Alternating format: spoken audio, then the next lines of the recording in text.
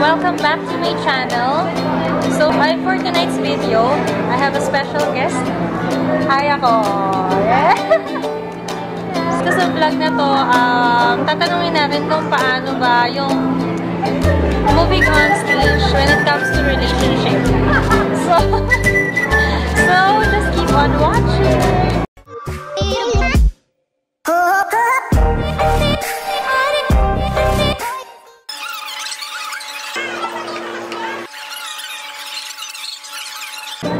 Okay, Mari, are you ready? Ready? I was born ready.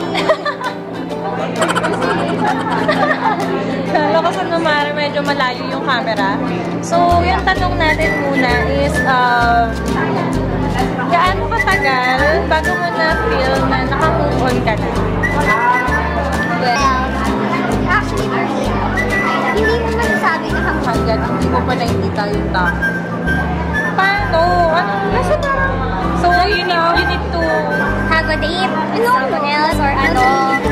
Pag nakita mo siya na masaya na siya, siguro pag parang okay ka na? Parang pag nakita mo siyang happy na siya and you're happy for him, feeling ko yun yung point na talaga nakapagod ka.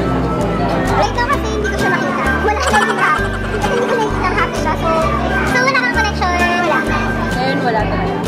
And feeling ko, nag-move on pa rin ako. Pero I'm getting better. Okay, so how do you say so that you're getting there? You're getting better? Well, syempre, dumaan na ako sa pinaka-downside nung alam ko na yung difference ngayon na parang ngayon, happy ako. As in, happy.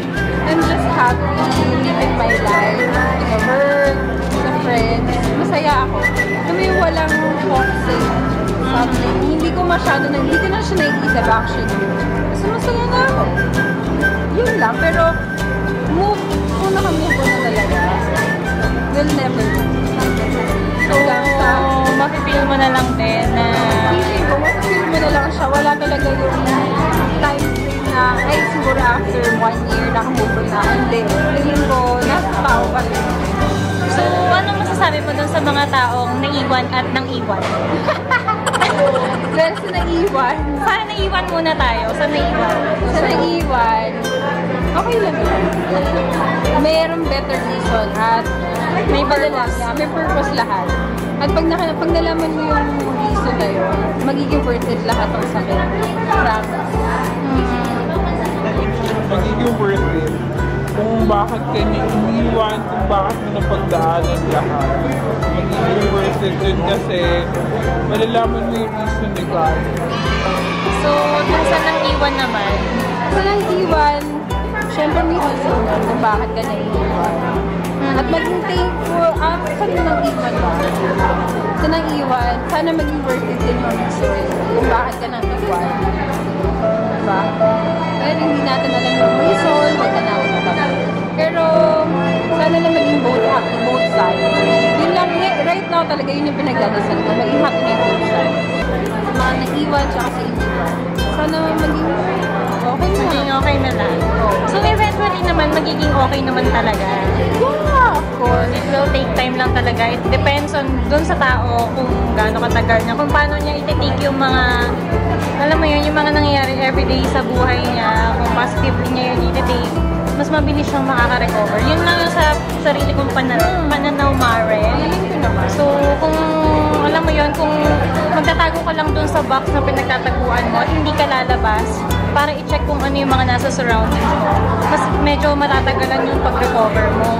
Tsaka, I think mas okay kung kasi yung sa way na nasaktan ka or nakasakit ka, dun mo malalaman yung mga taong stay, tsaka yung mga taong mawawala. Yun. Doon mo lang siya malalaman. Di ba, Mari? Yeah. Nalaman mo ba? Oo. Ito, nalaman ko. Yung mga nag-stay, mga hindi. Pero alam ko, para lang din makamove on bawat isa. Feeling ko kailangan natin talaga magpabawal. Oo, natawarin mo yung sarili mo. Kung ikaw man yung nag-gagawin. Or nag-iwan. Tawarin mo yung... Tsaka, humingi ka rin ng tawad. Tawarin mo rin siya. kayo mag-heal parehas. Kasi hindi ka nagpapatawad, hindi ka magiging okay. Masaya ka ngayon, pero eventually, meron pa rin galit sa puso. Hindi maganda yun. Pero syempre, nasa tao pa rin yun. It takes time para makapagpatawad. Yeah. Yeah. Para sa tao yun. Ayun yung masasabi ni Miss Aya ko. Na nawasak ang puso. Nangwasak ng puso. So, thank you for this opportunity na, you know, masabi yung side mo about broken relationship. Tama ba? Oo, broken relationship kasi hindi nag-work. Pero, wala naman regrets. Hindi masaya naman tayo. Lahat naman, kahit ano naman yung ending ng relationship, on some point, naging masaya ka. At alam mo, nung panahon na yun, worth it lahat.